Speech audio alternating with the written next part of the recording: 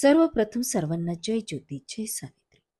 मी doctor सौ सुनीता संपतराव शिंदे, राष्ट्रीय अध्यक्ष सावित्री शक्तीपीठ पुणे महाराष्ट्र. आजचा विषय गुरुपौर्णिमा. आषाढ महिन्यातील पौर्णिमेलाच गुरुपौर्णिमा अथवा व्यास पौर्णिमा अशी म्हणतात.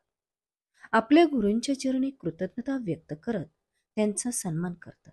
ही परंपरा प्राचीन गुरुकुल संस्कृतीपासून सुरू झाली असून आजही भारतात ती भावाने साजरी केली जाते. गुरूंचे आपल्या जीवनात असलेले अनमोल स्थान. अज्ञानाच्या तापाला ज्ञानाचा काढा पाजून जन्मभर निरोगी ठेवणारा वैद्य म्हणजे आपला गुरु. श्रमाच्या वेलीवर यशाची सुगंधी फुले फुलवणारा बागवान. निर्जीव जगण्याला सजीव करणारा प्रेरक. पडायला लावणारा आणि पडल्यानंतर धडपडायला लावणारा आणि धडपडून घडायला लावणारा हाडामासांचा मूर्तिकार. आयुष्याचे संदर्भसहित स्पष्टीकरण म्हणजे आपले गुरु.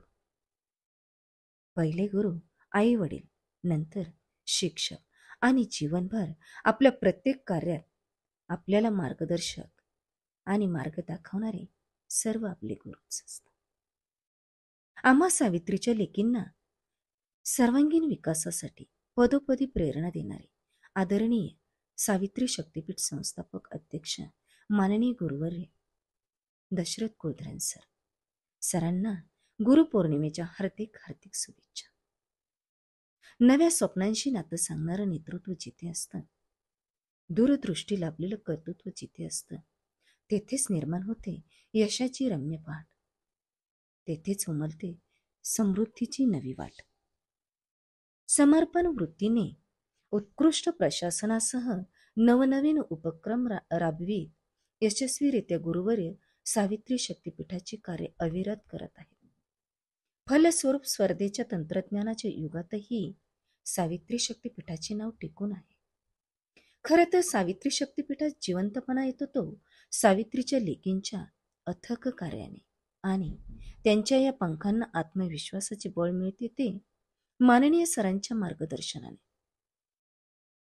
आनंददायी चैतन्यपूर्ण कार्यतत्पर समाजाच्या विकासासाठीची तळमळ असणाऱ्या आदरणीय संस्थाचालकांकडून अगदी प्रत्येक उपक्रमाची दखल घेऊन शाबासकीची थाप देणारे संस्थाचालक असल्याने सुसूत्रता अबाधित राहते.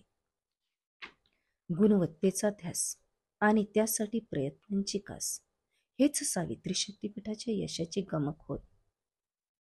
गुरुपौर्णिमेच्या सर्वांना हार्दिक हार्दिक शुभेच्छा. धन्यवाद. जय हिंद, जय महाराष्ट्र, जय ज्योती, जय सावित्री.